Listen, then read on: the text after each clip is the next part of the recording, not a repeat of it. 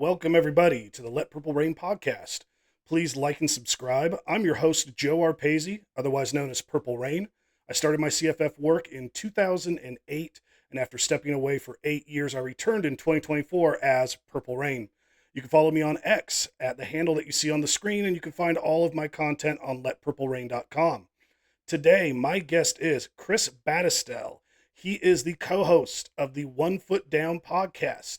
You can find the show on the Fantasy in Frames YouTube channel at Fantasy in Frames, and you can follow him on X at the handle listed on the screen. Chris, it's great having you on the show for the first time. How have you been doing? And tell us a little bit about the work that you do. Joe, thanks for having me. I appreciate the invite, having me here on the Let Purple Rain CFF show. First off, I gotta say, I gotta get a better camera angle here. I look so much more smaller than you. You look so nice and solid in your frame, and I just look so tiny. So I gotta work on that. But I'm good, man. Dealing with a lot of snow right now where I'm living, so it's just been a weekend of shoveling. Other than that, working with Fantasy and Frames, diving into CFF drafts early in February, building ADP, seeing where we can steal value. So that's pretty much what I've been doing right now, trying to cultivate the off-season content for One Foot Down and Fantasy and Frames, my man. That's very cool. I live in Indianapolis, and we definitely got some snow here as well. Um, I live on a small lake north of Indianapolis, and it's been frozen Oh, over for nice. most of the winter. I can't wait for it to be summertime. Trust me on that one. Oh, right around the corner, man. Right around the corner. I know. And when you're talking about like work coming up and everything, I can, for making some of the announcements about letpurplerain.com, I'm wrapping up here with February. I've been doing the position battle recaps and the burning question articles for all the different positions, trying to get you all caught up with a primer before we start heading into spring. This all there's three different burning question articles. Doing a recap of some of the burning questions in today's podcast. And, you can go find all three articles in the link in the description. Some more announcements here. March at letpurplerain.com and on the Let Purple Rain podcast. I'm going to begin covering spring news and spring camps. And what I'm excited for is I'm going to be doing a 7-part series on CFF coaching systems. These are going to be my top 15 ranked best offensive coaching systems for specific types of fantasy players. So, for an example, the top 15 coaches you want to target for dual threat quarterbacks. So, there can be 7 different position types I'm going to be covering. We have tons of great guests on the podcast for these episodes. It's going to be an invaluable tool for your CFF drafts coming through the spring and the summer. Also going to throw out there, check out my CFF apparel shop. You can find a link for it at letpurplerain.com. There's also a link in the description below. I've got short and long sleeve t-shirts, tons of color options, can koozies, and sometime this year I'll be getting some more designs on the shop there. A little too busy getting everything ready going for you guys here since drafts have just started up. And as we're kind of looking into what we're going to be doing for the show here, we are going to be doing a recap of some of the burning questions from those three articles that I mentioned earlier. For complete coverage, once again, go to letpurplerain.com. There are tons of great questions here. YouTube is going to be the home of today's main show, and we're going to be covering 4 questions from the quarterback, running back, and then kind of a slash wide receiver tight end position. But there are so many amazing questions, and these are great things that you're going to want to keep an eye on as the spring and the summer progresses. And one of the things I did with a lot of these burning questions, they're not focused on position battles. I wanted to make it a little more focused on other items because I already am doing an article on position battles. We don't need to duplicate it with the burning questions. But unfortunately, because of how many questions there were, we don't have time to cover all of them. So, Chris and I picked a handful that we each were really interested to talk about here today, and that's what we're going to dive into. So, now that that's out of the way, let's dive into some college fantasy football. Let's get it. Yeah, Chris, you wanted to cover here the burning question of should you keep your expectations for John Mateer grounded? John Mateer was the QB1 for CFF in 2024. He had scored 433.6 fantasy points And, he was playing for Ben Arbuckle over at Washington State, and his offense is known for passing. But what was unique for last year and with Mateer is that the ground attack was huge. Mateer had 178 carries for 826 yards and 15 rushing touchdowns. The next best rushing touchdowns for any Arbuckle quarterback was 8 rushing touchdowns. So he blew that number out of the water last year.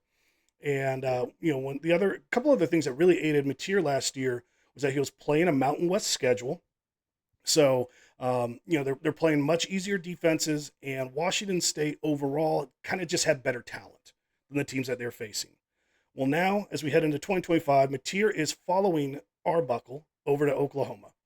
Last year at Oklahoma, that offensive line was awful. The wide receiver room was pretty empty outside of Deion Burks. You had a lot of injuries and a lot of guys playing that weren't really ready for varsity. Let's just put it that way. And the talent level of opponents, is going to rise dramatically this year. This ain't the Mountain West defenses anymore. You're in the SEC, and I'm not sure how much Mateer will run like you did last year, considering these different things that come into play. Chris, what are your expectations for Mateer at Oklahoma next year? Yeah, Joe, when you sent me the list of questions, I took a good good look at the list, and I even sent you a message saying this is going to be super difficult for us, or for me at least, to pick two questions out of this. And I figured we'd be doing a disservice if we didn't talk about one of the top CFF performers from last season, who's going up, like you mentioned, in competition. He's going to Oklahoma from Wazoo, but I think the dual threat ability that he holds is still going to be there. I'm expecting him to use his legs in 2025 like he did in 2024. Arbuckle isn't going to change his playing style too much. Pretty much, he's not going to take a Ferrari dirt track racing. He's still going to use what he did at Washington State in Oklahoma. Right now, he's my QB2 behind Cade Klubnik, but it's still pretty early. The step up in competition is going to be a key factor. He might not put up the 3,000 passing yards that he put up at Washington State at Oklahoma. So I'm not expecting the 400 plus fantasy points that he put up last year in 2025, but I'm still expecting him to be a solid producer for fantasy managers. And you don't even have to take him as the overall QB1 in your drafts. I'm seeing him drop down to that 7 to 11 range. I think that's a sweet spot for him at Oklahoma right now in early February drafts. The weapons around him, he's had a lot of guys leave the system, but I like the transfer in from Arkansas and Satagenia. I think he can fill that middle of the field role that was kind of the Hudson Meredith role at Washington for Arbuckle with Deion Burks stretching the field out wide.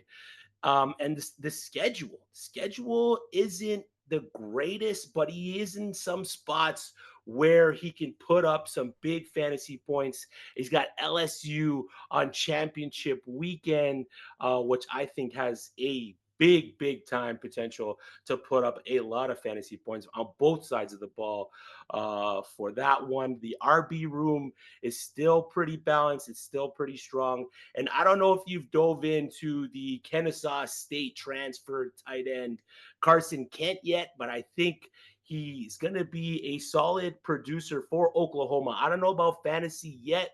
Maybe a guy that you pick up on the back end of your drafts, but I like his speed off the line. I like him as a wide receiver. Them losing Bauer Sharp to LSU, I think Carson Kent could come into Oklahoma. Yes, again, another step up in competition from Kennesaw State, who was in the FCS prior to last year, coming into the FBS. And if you're doing any kind of trivia, Carson Kent, the first receiving touchdown for Kennesaw State in the FBS. So Nice. my expectations for Mateer this coming year are still pretty high for 2025, Joe. I've got concerns about the ground game. A huge part Yeah. of its fantasy value was at 826 rushing yards and 15 rushing touchdowns. When we mentioned the bad O line that they had, let's just assume that they patch it up some, but it's still going to be, the not in the middle, the upper half of the SEC. That could help him if he's not just getting sacked like super fast, because he got a lot of those rushing yards, tucking the ball and running on design pass plays.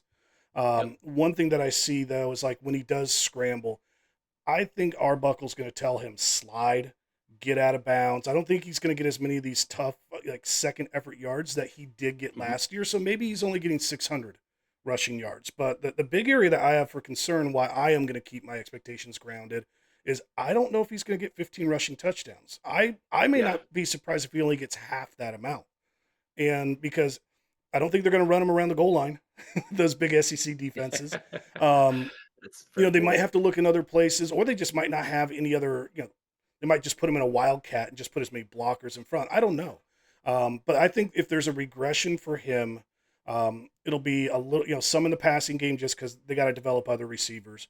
But I'm worried, like, does he go 550 yards rushing and 5 touchdowns? And if that happens, his fantasy value does drop, and that's why I do think it's a pretty interesting burning question because we're really not going to know, and especially that running aspect. I don't even think we're going to have a clue until we hit the first game of the year. Like I don't think spring camp or fall camp will give us any clue to that. Yeah. Yeah, and I agree with that. Where would you be comfortable taking him in your drafts right now, Joe? Are you good with the value that he's projecting right now? It's a little tough because I put out my first player rankings of the year at the end of January, and I'm slowly starting to do my updates, which will be my last update of it. And I still think he's either right at the bottom of that top group of guys or right Mhm. at the top of the next group of guys. I haven't exactly Yeah. figured out where I want to put him. I do Mhm. think right now I have him with Klubnik and Arch. Arch I do have up pretty high, and I'm not gonna go into detail on him, but like he's a guy who can run too, so it's kind of hard to Yeah. ignore some of Yeah. that. But it's I'm still trying to, until I sink my numbers in teeth, which I may not get to until April with a lot of these numbers, starting to look at Yep. projections. That's when I'll start to massage things a little more. But I can't ignore his what he did last year. Yeah. Metric stuff, man. Hmm. And here's one that I wanted to cover. Can DJ Lagway put up Anthony Richardson numbers? Lagway will be one of the, I think, a hotter name. Some people really hot on him. Some people are kind of poo-pooing the fact he didn't score very much as a starter in conference play. But I do think he'll be a hot name for new quarterbacks, to be really stepping in the limelight. He started 6 games in 2024. He had a very modest 136 fantasy points. He was more productive in the air than on the ground, but he still has the skills that he can run with the football. He seems a lot of times that when he scrambles looking to create a throw. But I've seen him sometimes where he is willing to tuck that ball and run. Mhm. The most successful quarterback that head coach Billy Napier has had since 2018 was Anthony Richardson in 2022. You can see on the screen. He scored nearly 297 fantasy points. He had about 2,600 passing yards with 17 passing touchdowns. He got his fantasy value on the ground, 654 rushing yards and 9 rushing touchdowns. Um, I don't think it's going to be hard for Lagway to beat these passing numbers in a full season. That, and especially 17 touchdowns is not a lot to meet. Um, I wouldn't be surprised if Lagway hits at least 20. I do think he's a better passer, and if you can get some of these other receivers to step up this year, get some help besides just using Wilson, that'll definitely help him out. But one of the things that I want to look at is I want to see spring reports on his passing ability of how well he's working with these other receivers. If he's got a second, third option that he can count on. Obviously, the rushing production, I don't see him being able to match that same type of thing that Richardson had. But maybe he gets half of that, and the other half maybe can get supplemented through the passing game. Um, the biggest reason why I just don't see that rushing ability is Richardson averaged 6.3 yards per carry, Lagway averaged 1.3 yards per carry. So considering that large gap in these rushing numbers, do you think Yeah. Lagway can match the overall stats and fantasy points of that Richardson had in 2022? And do you think he might come close to the rushing numbers? I think Overall wise, he can probably, like you said, make up for his lack of rushing with his arm talent. That's my line of thinking of it. I don't think he can match the overall rushing numbers. We're on the same wavelength there just because of his arm talent. I think he'll lean a little bit more on that than what Anthony Richardson did. You mentioned his yards per carry. In games they started, Lagway's rushing 3.8 carries per game. Richardson carried the ball almost 8 times per game. I'm not expecting Hmm. Lagway to bump that up 5 more times per game in order for him to reach those kind of milestones. And if you want to even look back at his high school profile, his rushing was limited there as well. His max, according to Max Preps, career rushing yards per game, 52.3. His senior year, though, he had 53.6. So there is some promise there. Like you mentioned, we've seen him be able to tuck the ball in and go when the time comes for it. But my projection for 2025, at least for DJ Lagway, is less than 500 rushing yards. So decent passing season with a limited rushing profile. I can see him being a high end QB2. I don't think he's going to be reaching that QB1 value that I see him going in some drafts as of late. But 2026, though, if he could really put it all together in 2025, I think he can be in contention for either the overall QB1, like if we really see him take a step with the rushing profile and we really see him take a step in the passing game. 2026, DJ Lagway could be the guy that we're all talking about in CFF drafts. I doubt it, but it's a big possibility there. How likely is it, do you think, that he can hit that 297 fantasy points like Richardson had, or hit that 300 mark? I think I give him above a 50% chance that I think he could Yeah, hit 300 points. But being I agree with you. QB1, I'm not a big fan of, but no, I think he could fall anywhere between a QB2 to a QB4 on a yeah. roster, just depending on how things shake out. Anything else you want to add on Lagway? Uh, Nothing. I'll just for him to hit that 297, I think he's going to need someone in this wide receiver room to really ball out from, one or two guys to really come out and stand out in that wide receiver room and maybe get some balance from the run game as well. It's been a little rough for Florida's rushing attack over the past couple years. We know they're not like a bell cow rush offense, but Mm-hmm. if they could really get a guy that could come in there and make defenses kind of respect the rush game and give Legway a little bit more space in the beyond the sticks, then yeah, I think the 50-60% chance of him reaching that number is in the stretch. All right, we're going to move on to a question that both of us find very interesting here. Is Brendon Lewis fantasy gold in Tim Cramsey's offense? In 2024, Lewis's fantasy value was tied mostly to his legs while he played at Nevada. He had 157 carries for 775 yards and 8 rushing touchdowns. When people think of Cramsey's quarterbacks here at Memphis, they think of pocket passers, but I think that's a little deceiving. If you go back over the last 3 seasons, his quarterbacks have averaged 106 carries during that time. The most that we saw was in 2022 with 146 carries. That's a great workload.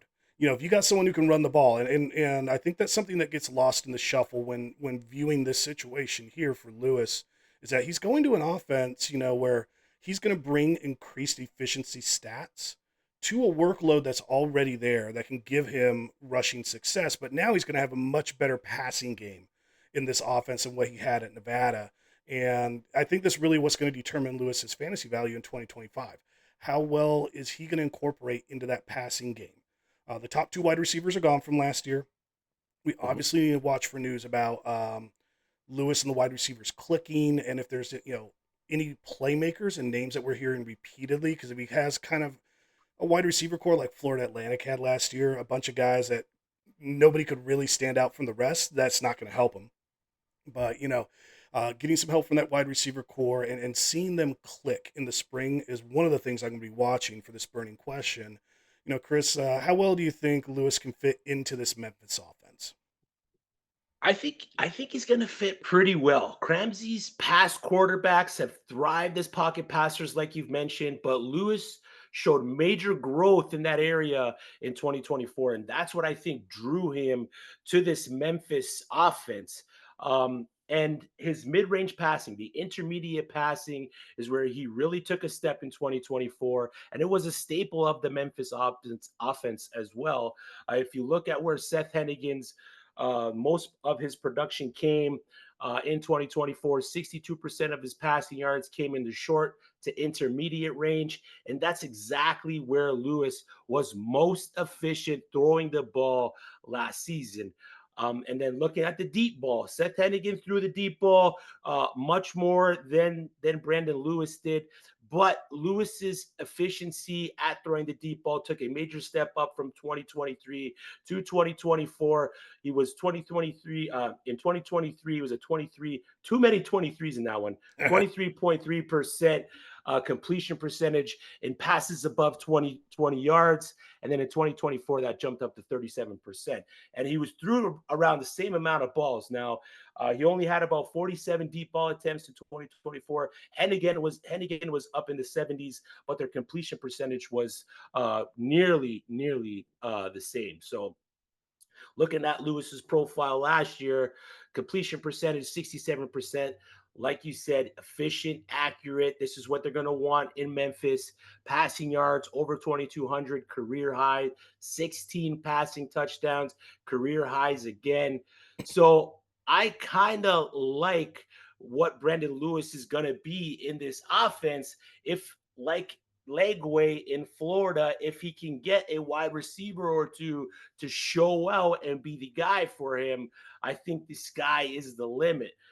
Cramsey's spread offense, the spread system is going to give him time to take what the defense is going to give him. So he's going to be able to make easy reads, get the ball out of his hands quickly. And if he doesn't see anything, just tuck the ball and go. That's what he can do dynamically on the ground. So the question we really have to ask ourselves here is how much more of a leap can Lewis take if Cramsey and the Tigers ask more out of him when it comes to stretching the ball downfield? Or does Memphis know that their deck isn't stacked at the wide receiver position and they're going to kind of utilize Lewis's feet a little bit more in 2025? All in all, though, I think he's fantasy gold, Joe.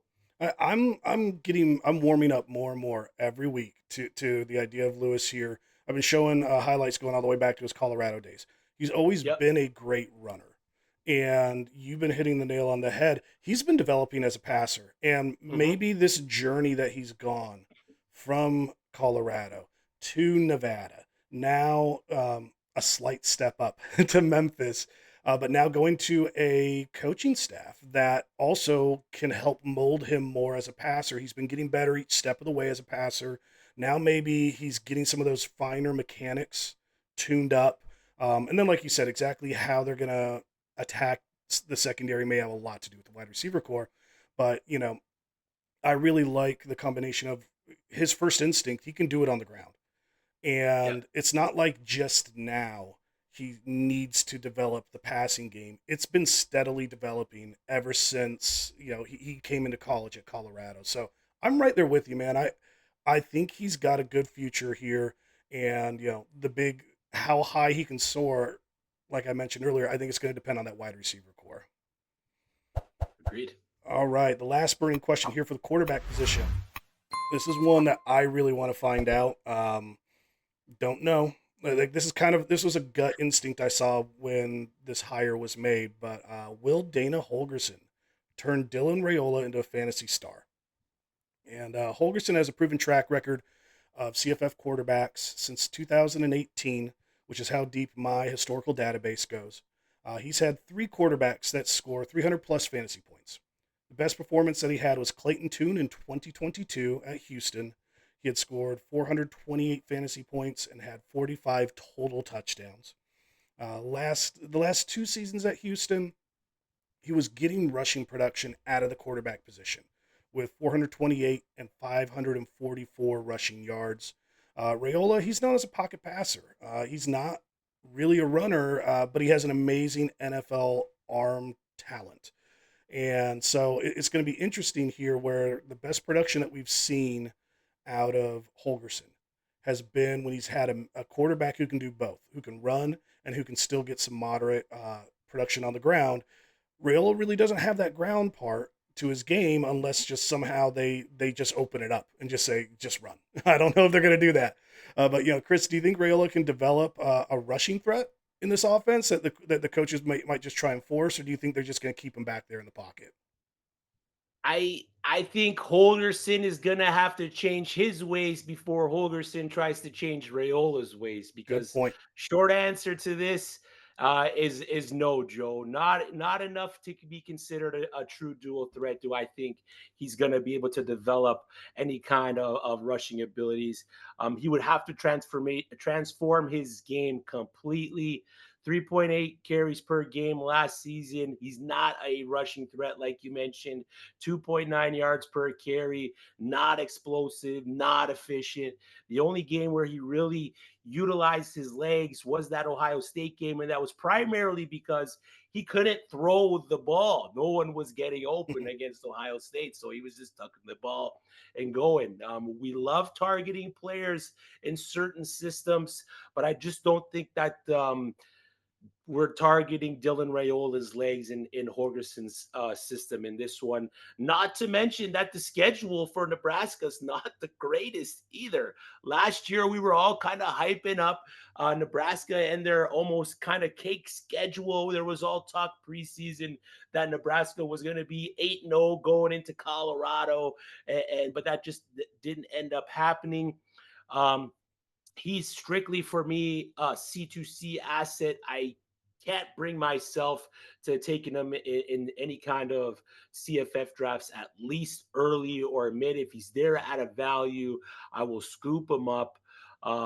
He's got the week 1 playoff bye this year, and then he's got Penn State and Iowa to Oof, close it out. So oof.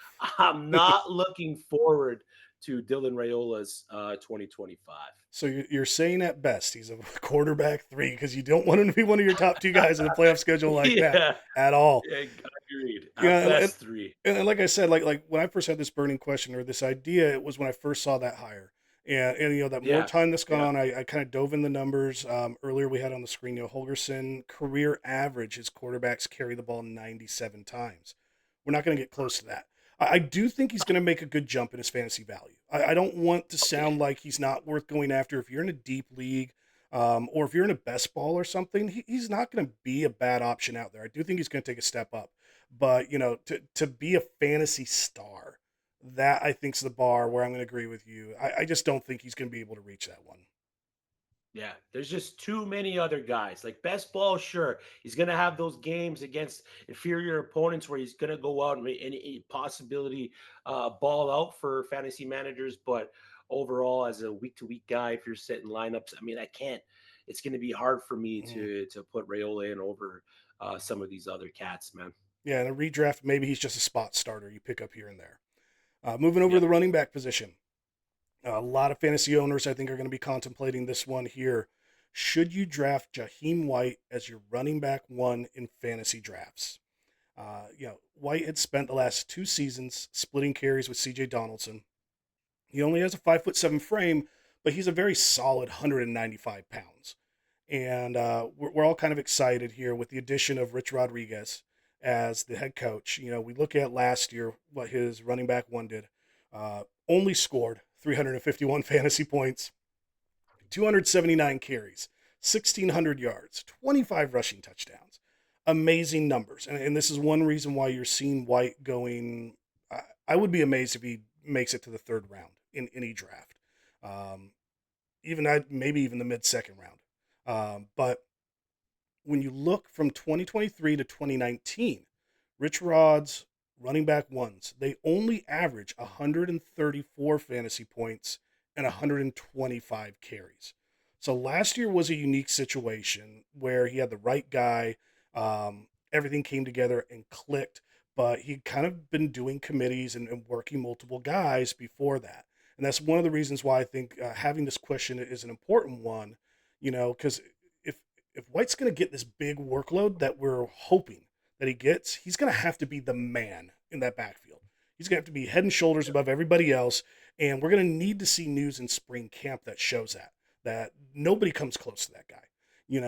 What do you need to be able to see or to be able to bank on for you to be willing to draft White as your running back one? Joel, again, man, we're almost pretty much in the same boat with this. I need confirmation that Jahiem White will take full control of the WVU backfield. We've seen him thrive given high volume of the backfield in 2013, weeks 9 to 13, 607 rushing yards, 2 rushing TDs. He went off at an 8.4 yards per carry clip. 21 runs of 10 rushes or more. So he's an explosive playmaker when given the opportunity. Not to mention during that span, 104 receiving yards, 2 receiving TDs. So he is a capable pass catcher. He averaged 19.2 fantasy points per game through that span, which put him at RB 13 in total points when he was given the rock. Mhm. So that's going to be the main thing for us, for me, for you to determine whether or not we are ready to take him as an overall QB1. Also, what are they going to do at quarterback? Garrett Green has gone to the NFL as a wide receiver. What's WVU going to do at quarterback? I think right now it's projected Jalen Henderson is going to be the starter at least. It's not fully clear for us yet, but he's a dual threat QB. That helps and hinders a running back, helps him because defenses are going to have to kind of focus on Mhm. what the quarterback's going to do out of the backfield, hinders them because it's going to take away touches from Jahiem White, either possibly in the red zone as well on the goal line. There's a possibility for Henderson to vulture touchdowns. So we kind of have to see whether or not Jahiem White is going to be locked in as the clear cut guy for West Virginia. And if he is, I got no problem investing in the player, man. I think there's going to be a dual threat quarterback no matter what.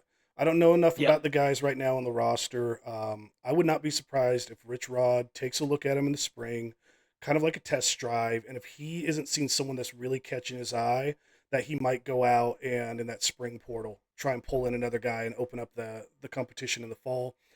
So to me, a quarterback stealing some opportunities, I'm viewing that as already baked in. I'm Yep. like Okay. you. My biggest concern is also a lot of these other running backs. We haven't seen much of them because of the two-headed monster that they've had so far. Is there a guy that really makes a progression in his game and can challenge for some carries? That's the sort of thing I really want to look at is, are we just hearing about how great White is over and over from the coaches in the spring, or are we starting to hear the name of another running back repeatedly where now part of why I think this is a burning question, we might have to pump the brakes. I'm going to say, as of right now, I'm like you. I'm not willing to draft him as my RB1. If Mhm. I'm getting that steady drumbeat from the coaches about White and no other guys, then I would be willing to pull the trigger on him. Going to our next running back question. This is another one that we're both pretty interested in here. Will Al-J. Henderson be undervalued in fantasy drafts? And admittedly, I wrote this before we had done any industry mock drafts, and during the way too early mock draft that our friend Jared Palmgren hosted over at the Chasing the Natty Yep. podcast. If you haven't watched it, go over to his channel and subscribe. Um, Not to toot my own horn here, but I did not wait on him. I grabbed him in the third round, and in the post No way. analysis, a bunch of guys were going, "Oh man, we thought we could get him later. No shot. We weren't able to do that." But I've been on him since the end of last year. I really loved him. Every week I was covering waiver wire articles like it's just Henderson, Henderson, Henderson. Um, and so, and it's because at the end of the year, he became the workhorse back around mid October of the season. 6 of his last 7 games, he scored 20 plus fantasy points, and he had 20 plus carries in his last 4 games.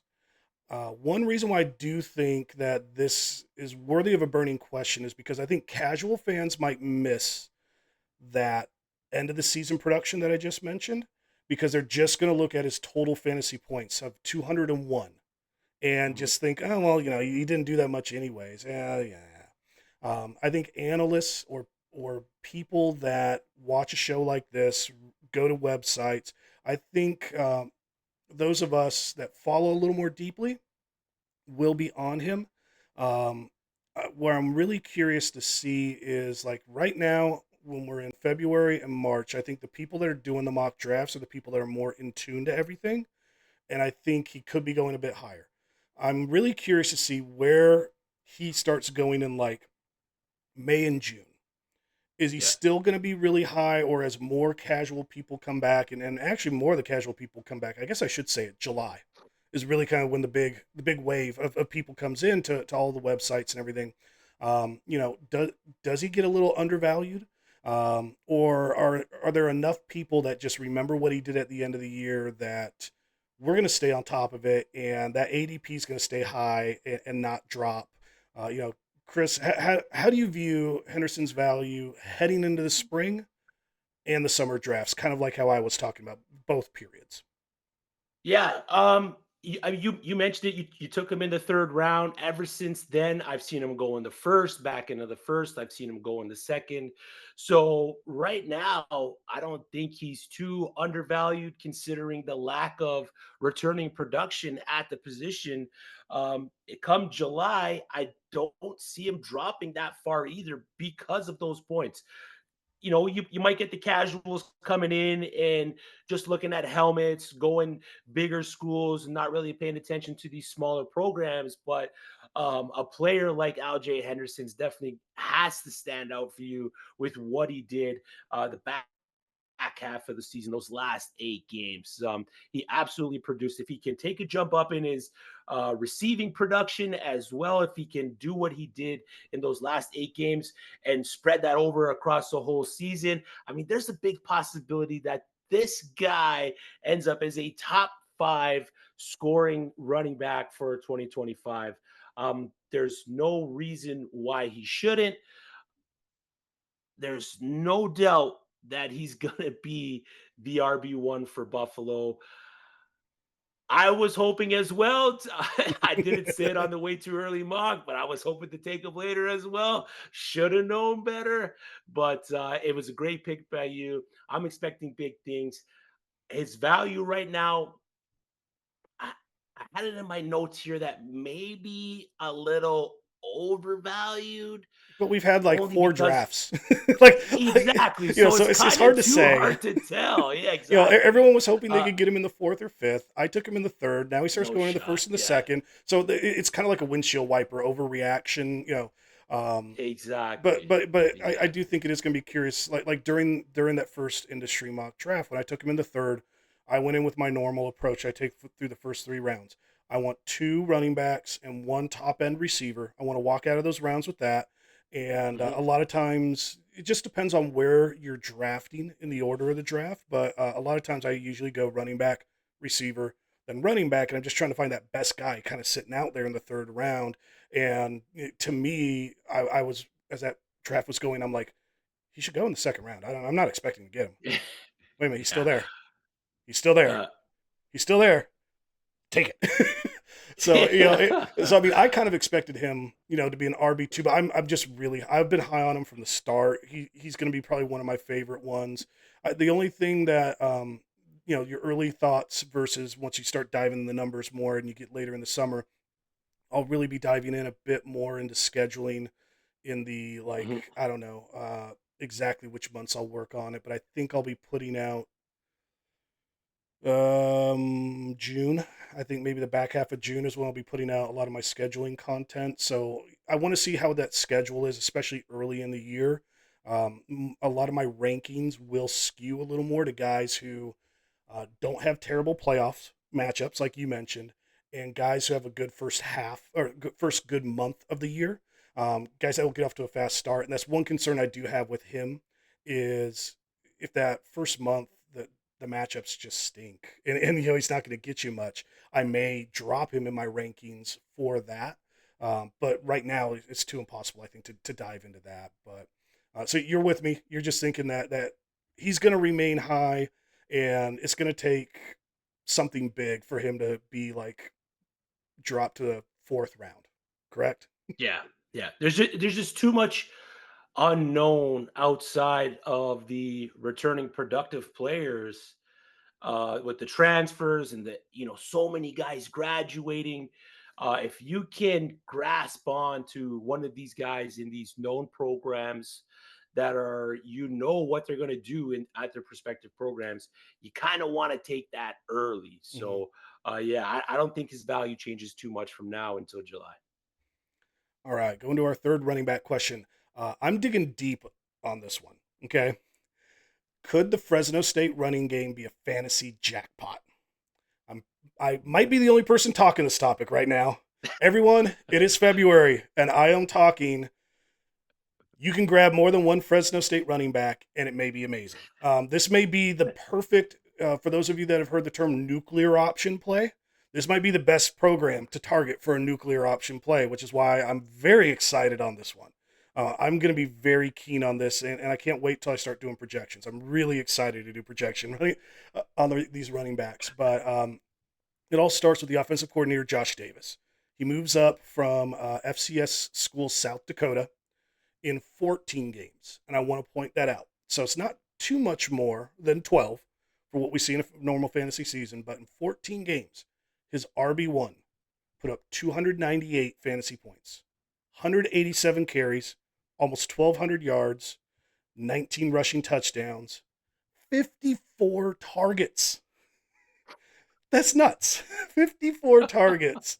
Yeah, I won't go into all the other passing ones, but like you're seeing almost 200, 180 carries and 54 targets. You don't see that workload very much. No, Now let's look at their running back too. 261. I'm going to say 261 fantasy points. Almost 170 carries. 1,244 yards, 16 rushing touchdowns, 32 targets. So when you look at this, the carries skew slightly to the running back one, yards kind of even, touchdowns slightly skewed to running back one, and definitely the targets to running back one. But like what I'm really liking about this man, like you look at those touch totals, and you look at it also if you like PPR running backs, if you're in a full PPR league, these stats are amazing.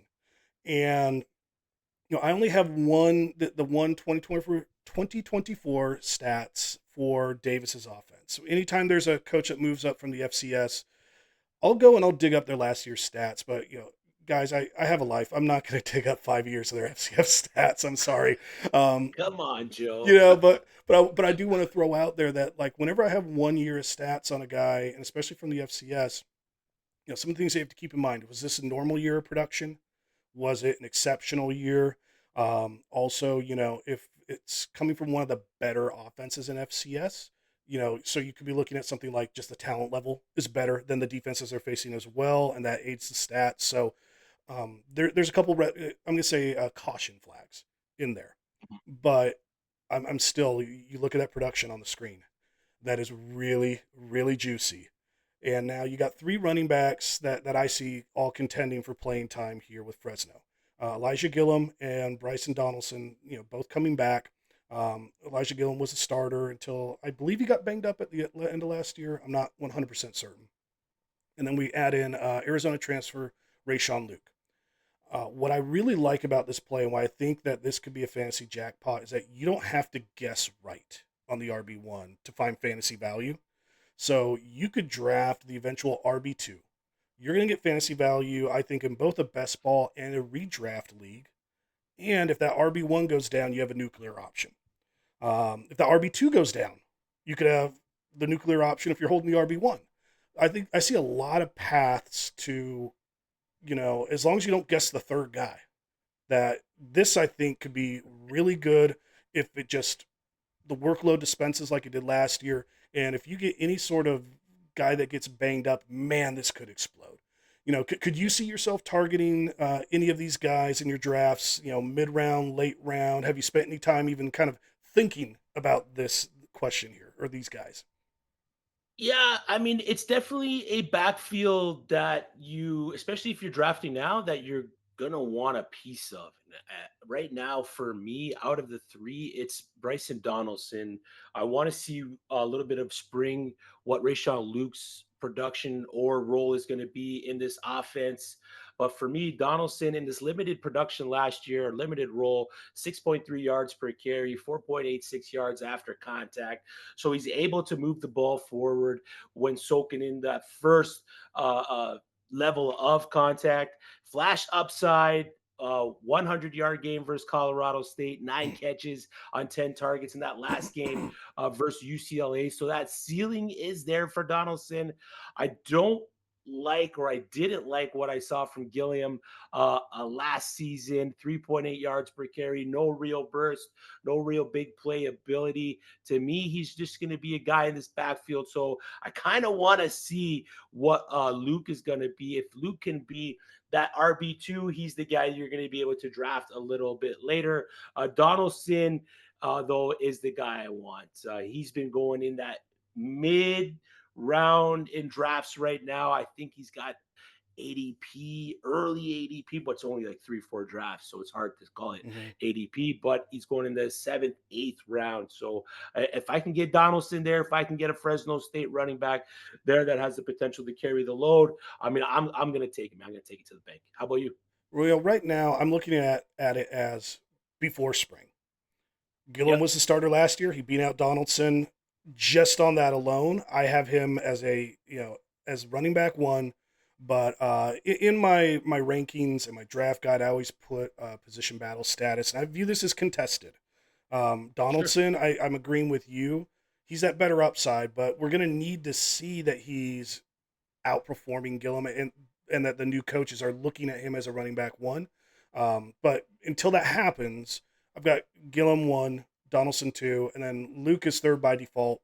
Because once again, we just need to see exactly where he fits in. What I do like about Gillum is he could be a touchdown vulture type of guy too. So once again, you don't have to guess right. Gillum could be a perfect running back too in this. Yep. So I want to throw that out there. Don't dismiss him. He could catch the ball a little bit. He can ram out some yards. And maybe he is going to be the lower yardage, higher rushing touchdowns.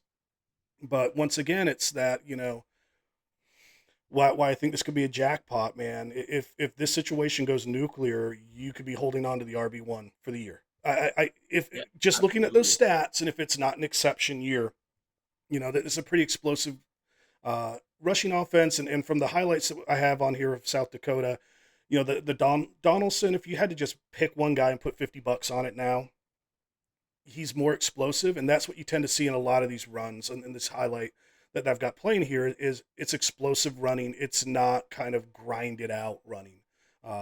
So that's my take on the situation. But I'm very excited about this one. There's a couple schools, and I don't know how high I want to go yet on them. Northern Illinois is another one. But like these are some schools where I'm salivating a little bit for getting into projections here. All right, we'll wrap up the running backs with one of your picks. I have invested interest in this one. In my home league, which is a keeper league, we're allowed to keep only 4 guys from one year to the next. I have Caden Durham on that team. And when we only have 4 guys, like you're really, really like splitting hairs to figure out who's going to be the guys. And I had a team that just missed the playoffs early. My home league's ridiculously hard. So you can tell by week 5 whether or not you got a chance at the playoffs. I didn't. I sold my assets and I'm loaded on young guys. So Caden Durham's one I'm really debating. Do I hang on to him or not?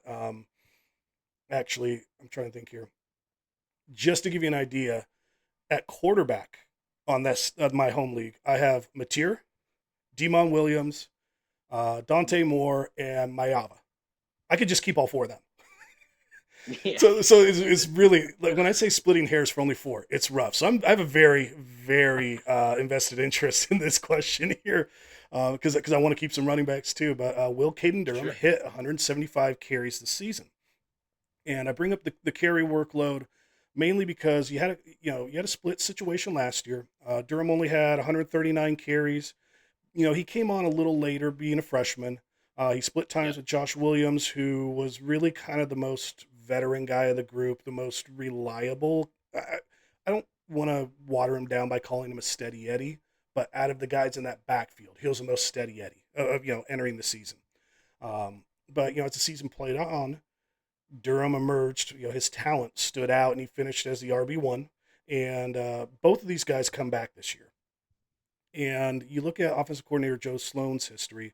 I only have 2 seasons of his history, and so we have last year, which we just mentioned, and then 2021 at Louisiana Tech, where he had Marcus Williams, who had 194 carries. There was no talent behind him in that running back room, so Marcus Williams is just getting everything.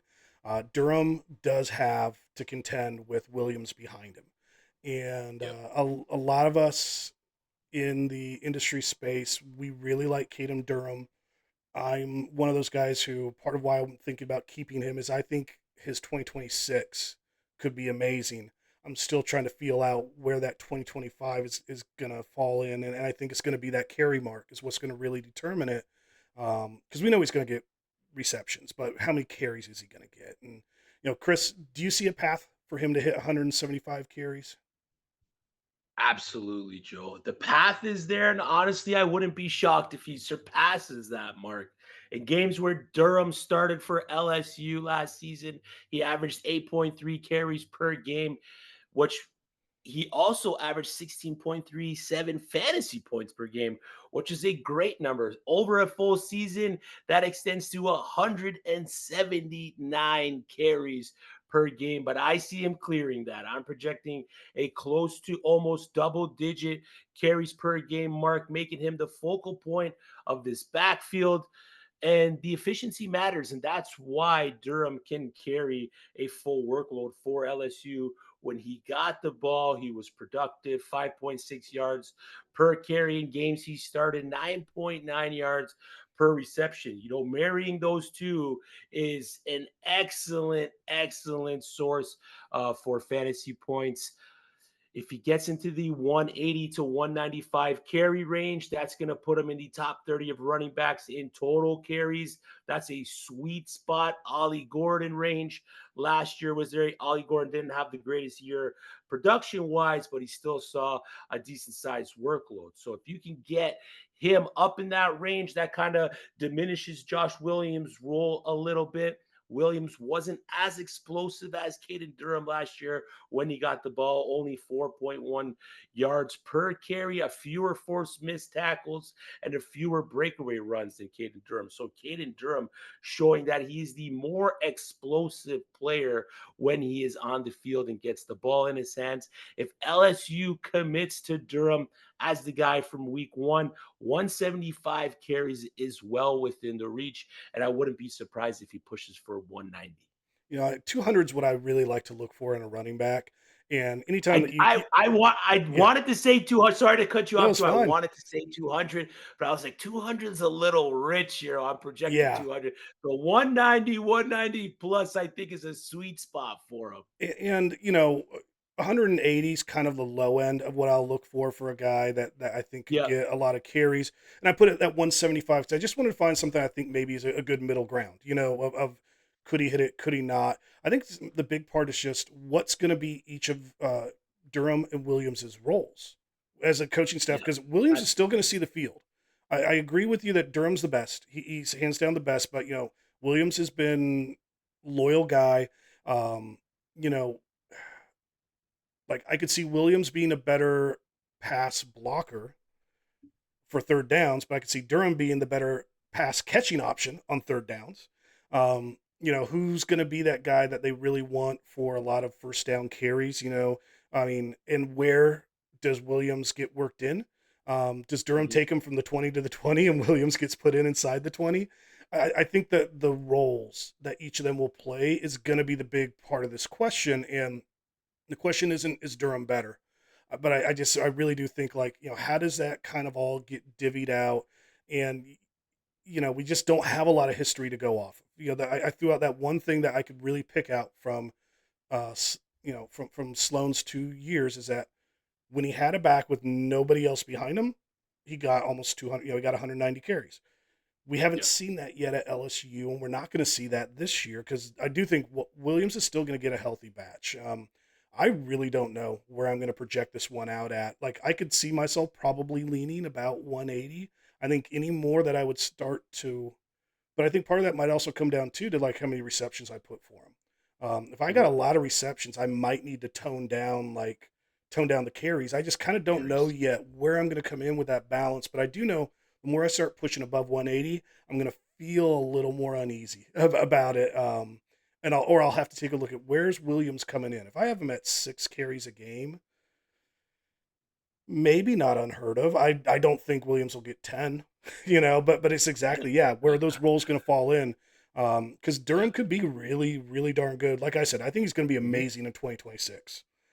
This is the one year where I'm kind of questioning exactly where does he fall in, and who knows, maybe by the second half of the year they just say screw it, we're giving him 15 carries a game and 15 carries and 8 targets a game. We don't know. Oh man. All right, we're going to switch over to wide receivers here. And we're going to start things off with a name that some people might overlook. I know a lot of us in the industry have been pretty high on him in early drafts. And Chris, you picked this one out from the list of what we had. Ken Pofele, Ashlock, bounce back to his 2023 numbers. In 2023, it was the first year for head coach Tommy Chang, putting his run and shoot offense. All of us old dogs from college fantasy football, when we saw that, we were just like, oh, yeah, baby, let's go. Ashlock, he was the team leader in targets that year. He put up about 179 fantasy points, 126 targets, 832 yards, 9 touchdowns. Last year was a big setback, and he wasn't hurt. He didn't miss a bunch of games for injury, but he only put up 129 fantasy points, 109 targets, which is still good. One thing I do want to point out before I go through the rest of these stats, you'll see in the highlights, there's a lot of plays where he just runs a 1 yard out arrow and they just throw him the ball. And so that's one reason why you can see 109 targets and only 629 yards. Some defenses may just stay back and just said, well, we'll just run up and rally to the football. But the biggest thing that most of us would all agree on that hurt him in last season was just really inconsistent quarterback play. And they had the same quarterback in 2023 and 2024. And that was kind of a shock for me that you would have expected the quarterback play to have gotten better. And it actually seemed like it just kept getting worse as the year went on. And at the end of the year, we saw a change at quarterback. We got Micah Alejandro. He came in, he started one game at the end of the year, and Ever. he looked good. He looked very good, and he's the favorite. I mean, I think all of us we could say he's the starter, but until I see him named the starter, I'm just going to call him the favorite. I'm not going to say that he's got that it's secured yet, but he's about as close as secured I think is going to get. But in that one game where Micah was the quarterback, Ashlock had 10 targets, 8 receptions, 79 yards, and a touchdown. Finally, like those are stats like we got used to in 2023. You know, Chris, do you think the change at quarterback will give Ashlock a chance to return to his 2023 form? And I'm going to throw an extra little question in here that's not on the show sheet. Mhm. As of today, how high of a round do you think you might pull, or better yet, not a round, but where on your roster? Wide receiver one, two, three, four. How high up on your roster do you think you pull a trigger on Ashlock? Ooh, great question there. I think I pull a trigger wide receiver too because he's the best wide receiver on Hawaii, and I think the influx of Aliado on that team, a guy that I'm very high on going into the year, is going to work out significantly for Ashlock's production in 2025 because Micah is an absolute baller. You didn't want to say it, Joe, but you heard it here first. Micah Alejado is the starter for the Hawaii Rainbow Warriors. Okay. All right, Timmy Uh, Chang, you heard it here first. you heard it here first. You mentioned it. He came in for that one game last year against New Mexico, and yes, it was New Mexico, but he put up program highs, 469 yards and 5 touchdowns through the air. Against Utah State, and a little bit of a relief play, 91 completion percentage on 12 passes. In high school, he was deadly accurate, 52 touchdowns in his junior year and only 2 interceptions. He can rip the deep ball if needed. We've seen it all over the Poly Bowl.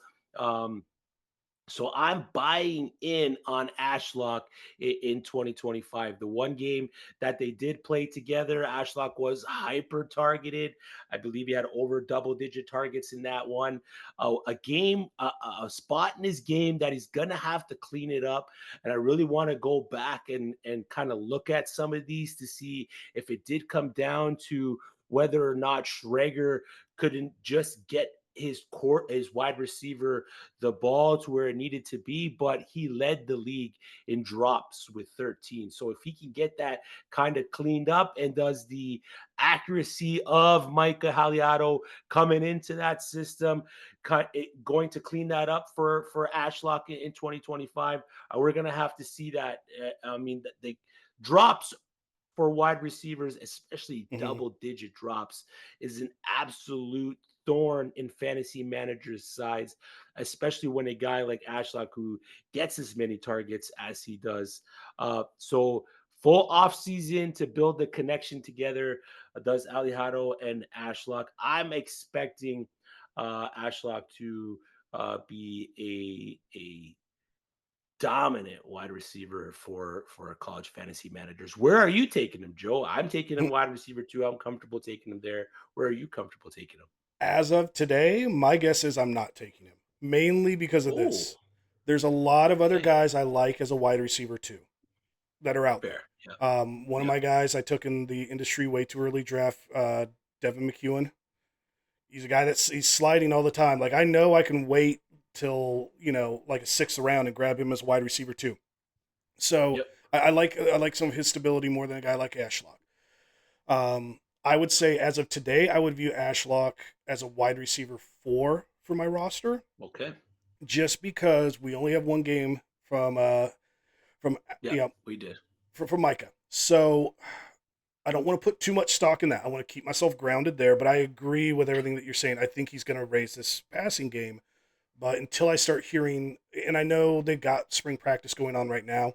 I'll probably do some reports from it in the first week of March with my first spring camp quick hitters article, but I haven't been paying enough attention to it yet. Had all these dang burning questions I've been doing, but like without hearing any of the spring camp news about how he's playing, I just and some of my question marks too is just maybe are people catching up to this old run and shoot offense? I think that's a valid question to throw out there. I would say a running back 3 is probably where I would put Ashlock, like right at that high 3, low 2 level. Once I'm hearing that good news about the quarterback position, but I just haven't heard it yet. So that's why I say as of today, I'd probably put him a wide receiver 4, maybe a really low wide receiver 3, and I'm doing my re-ranking right now, my way too early player rankings. I just haven't gotten to that part of the receivers yet, so I'm curious to see where I'm going to put him in, which tier and the guys around him. But he is someone I am going to move up my board. So I am saying that I am moving him up my board. There's still a number of questions where I'm not quite certain yet. I'm not on the Yep. bandwagon like a lot of you other guys yet. I see the promise there, but I want to see a little more confirmation before I start buying and before I start drinking that Kool Aid. Yep. Yep. Hey, I'm a guy. Grab the glass, drink the Kool Aid, No, I Joe. know, Go I back know, to I the know. What was it? So my fiance the other day, oh, so I was trying on a shirt that I bought for the wedding. She just wants to look at it on me, all that, and we're joking a little bit. We're having a beach wedding, and she goes, "You kind of look Oh, like a nice. cult leader in this." And I go, "Everybody enjoy the Kool Aid," Like you would be first in line, going, "Hey, where's the Kool Aid, Joe?" Oh, hey, where's the Kool-Aid, man? I I'll brought just, my own cup. I'll just be like, "Chris, enjoy your nap." Yeah, exactly. See you on the other side, Yeah. brother. With the long hair too. That kind of goes into the whole cult leader thing, where her joke came from, also. Um, but hey, you know what? College fantasy football, we are kind of a cult of our own. Definitely a cult of I was personalities. I gonna will say say that. the Uh, LJ Henderson call. the next question here is one that a lot of people are going to be high on Chase Sowell this year. He's going to be one of Yeah, the top targeted receivers. So I wanted to kind of tweak the language of this question, I think, to make it a little more interesting. And that is Chase Sowell one of the safest receivers to hit 200 fantasy points? Because especially in these early drafts, we're looking for proven. We're looking for a lot of guys who are returning to their school, and especially if you look at receiver, You want a receiver who's returning at his school, who has a returning quarterback back. We're looking for a lot of stability. And Sowell's one of the guys going the highest right now who has transferred. He's moving up a level, but he at least does have the quarterback returning and a pretty darn good one too. So, saying is he one of the safest receivers to hit 200 fantasy points? I think it's a pretty good way to start to tweak that question to help us get a better idea of exactly maybe where should we take a shot at him in our fantasy drafts. And, looking at the situation, head coach Matt Campbell, who, by the way, it's not the first time I mention it. It's not going to be the last. Matt Campbell and I played against each other in college at Division III football in Ohio. So Nice. little interesting tidbit there. Also aging myself a little. Um, but Matt Campbell, he's had a great history of fantasy receivers. In 2024, his wide receiver one, Jaden Higgins, had 215.8 fantasy points. Wide receiver two, Jalen Noel, had 211 fantasy points. So we know 200 points is achievable even for the wide receiver two in this offense. Both of those guys are gone to the NFL. Sowell was targeted in the transfer portal, even though he only played 9 games last season. He dealt with injuries, and because of those injuries, the stats I have on the screen, I broke them down to per game stats to try and make this a little better apples to apples for everybody. Um, his target share was lower at ECU, and ECU did spread the ball around. They would kind of work 3 receivers, where Iowa State's mostly working 2. But he did have better yards per target than the career one wide receiver averages that you see on the screen for Matt Campbell. That's one thing that I like, that explosiveness, a guy who that Matt Campbell can target down the field. I like that. And he's got the ideal big body build for that outside guy who can stretch the field. He's 6'4", he's 195 pounds, but like I mentioned, um, he's dealt with injuries. He's transferring to a new school and he's moving up into a Power Four conference. So those are all things that raise caution flags for us. How safe do you think that Sowell is for hitting 200 points, and do you think he's a perfect fit for this offensive system? I think he's a perfect fit for the system. I'm kind of excited for him as a Cyclone in 2025. I'm projecting him to slide right into that Higgins role. Both wideouts thrived in the middle of the field. Chase had 57 of his production of his yards produced in the middle of the field. Higgins 52%. There's a couple spots though where Higgins was much better than Sowell, where Chase is going to have to improve his game. Contested catches, 6'4", Chase Sowell has to be a lot better at winning some of those 50-50 balls. Higgins wasn't the greatest at this part of his game, but he was a lot more efficient at it than Chase Sowell was last season. And yards after the catch, Higgins made fantasy managers money by creating after the catch. That's just something that Chase Sowell didn't do. Higgins last season, 355 yards after the catch. Sowell only 182. You mentioned that he did deal with a little bit of an injury bug last season, but if he wants to be the guy that Higgins was in this offense last year, he's gonna have to bring that part of his game out. Also, I mentioned it with Ashlock, drops.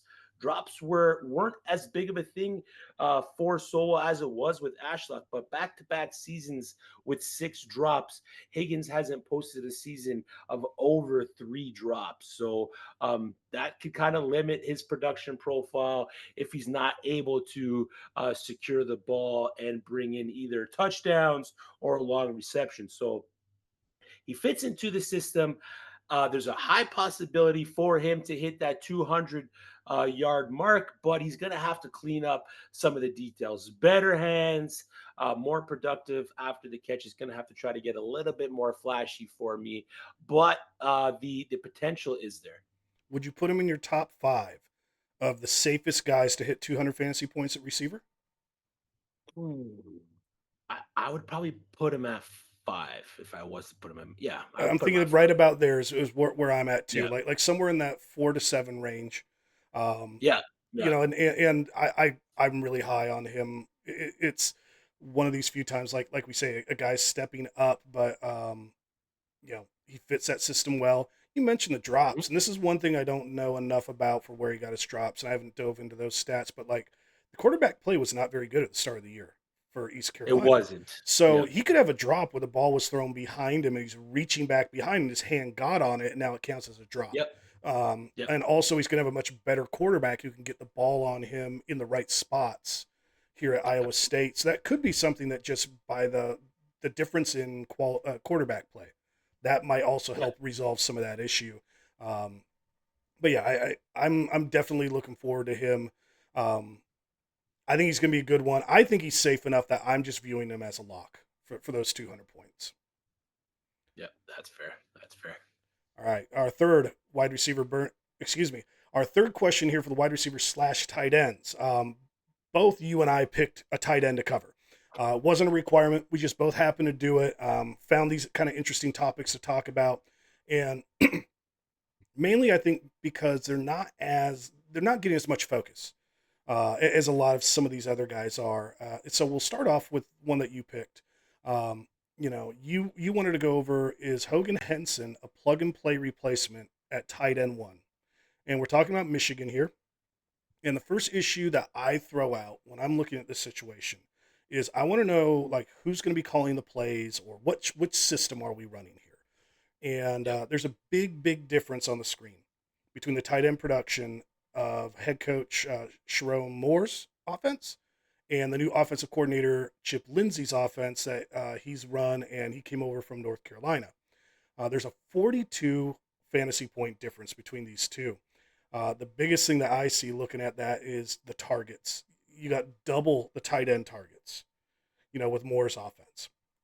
So this is one of those things that I'm throwing out there just at the start that we don't have an answer about this until we start getting news out of spring camp and we're hearing about, how's the offense progressing. Like we'll hear hints of changes if we're having Chip Lindsey to, bringing in more of his system, changing the style of play his way. Like we're going to hear comments about that of, oh, well, we are opening up the offense a little bit, or we're doing a little more spread sets, but we're still going to like, I think if you're hearing those things, it's going to be a hint there. But for this conversation, we're going to Hmm. assume that Lindsey is running more style of play. So we can look at things on the high end here. Yep. And Hansen played in 2024. He played in 10 games, but he's a backup. Young guy, but very talented. And he had 13 targets, 7 receptions, 78 yards, 1 touchdown. And in that little bit of playing time, he looked athletic. I like his build, and he looks like he's got a frame that he's going to put some muscle on, but not lose his athletic ability. What do Hmm. you see with Hansen and him fitting into that tight end one role? Yeah, I mean, if we're assuming the more offense there, it's an offense that's going to funnel through that position. There's no real stud wide receiver one in that receiving room, so he can definitely slot into the Colston Loveland role. He's effective. He's a decent blocker, so he's gonna warrant playing time in all different kind of situations for Michigan. I like what he's can do as an athlete, as a receiver. He's quick off the line. He's going to be able to find holes in the defense. He's not big. Wide wise, like you said, the weight wise, he's a little bit on the smaller side. Height wise, he's almost there. But if, like you mentioned, if he could put on a few more pounds, he's not gonna take away from that athletic ability at all. Um, I'll take a shot on Hogan Hansen a little bit later in drafts. I I'm not ready to project him as an overall tight end one. I'm not even ready to project him as an overall tight end two as of right now. If we get some more clarity on who's going to be running the offense, if we get some more clarity on who's going to be the quarterback. We know they brought Mikey Keene in, but is it going to be Bryce Underwood saucing the rock over there for Michigan? And how does that change things for the pass catchers for the Wolverines? I think I'd rather take my shots with Hansen with Underwood. I don't know about you, but I'd rather take my shots with Hansen with Underwood under center over Mikey Keene. I think that'll give me a little bit more I think that'll give me a little bit more excitement as an overall pass catcher for fantasy purposes for Hogan Hansen over Mikey Keene. I don't think Mikey Keene's going to give me too much for the quarterback position for Hogan Hansen to be successful. They do got Brady Pricecore in there as well. I think he's the third string. The second guy's not can't grab his name. I can see it. I Mm. just can't grab it right now. But I think Hogan Hansen will fit into this offense quite well. He had a lot of offers coming out of high school, and he chose to sit at Michigan because of the offense that they run. He knew that the window was going to open for him in 2025. Is a big possibility that he jumps through it, man. Yeah, I like him a lot, and he's a young guy. So when you mention that he's not very thick, um, Yep. it's one of those you're in the cafeteria, you're in that weight room, you're going to put on the weight, and Yeah, he's you got know it. as a former Division 1 football coach, like I can look at his frame and just say no, he will put on that weight, he has it, Yeah. so and I love his athletic ability. I think he's a great fit in this. I think he'll slide right into that the tight end one role at Michigan, and he might be one of the more dynamic playmakers in their passing game. So I'm kind of Yep. curious too. Will they flex him out wide and throw him the ball a lot more instead of like just having him block on a bubble screen or something? But I really do like him. It's one of those. He's a young guy, but I do think you can pencil him in as a clear starter. Just exactly what his stats are going to be, or exactly where you can project him at. I think it's just all going to come down to once we start hearing the comments from spring about the offense, whether or not it's just we got a new guy, the new guy is running our similar system and adding wrinkles, or he's bringing in his system and adding some of our wrinkles. So we'll just have to see how that progresses. Yep. And going into our last question of the show here, this is one that I picked out. Max Klare is a guy who some people are viewing as tight end one overall in drafts. I definitely have him in my top three, and I don't see myself dropping him from the top three. But my question is, can Max Klare hit the 50, 500, 5 statistical landmarks? And for those of you looking at this, those numbers stand for targets, yards, and touchdowns. Our friend Eric Froton, he likes to use the 40, 404. I think that we can bump it up here as we're talking about Klare for this instance. And you know, I I'll start off with this. Could you see a fantasy draft where he does not go in the top three tight ends?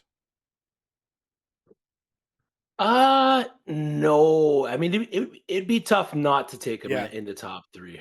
and if he falls out of it, he's being drafted fourth. Like that's I think Yeah. the consensus of everybody out there right now, and I don't see it changing because the tight end position is really volatile this year. Um, and what we know about Claire and why he's this popular, everybody, is that we know he can play at a high level in the Big Ten.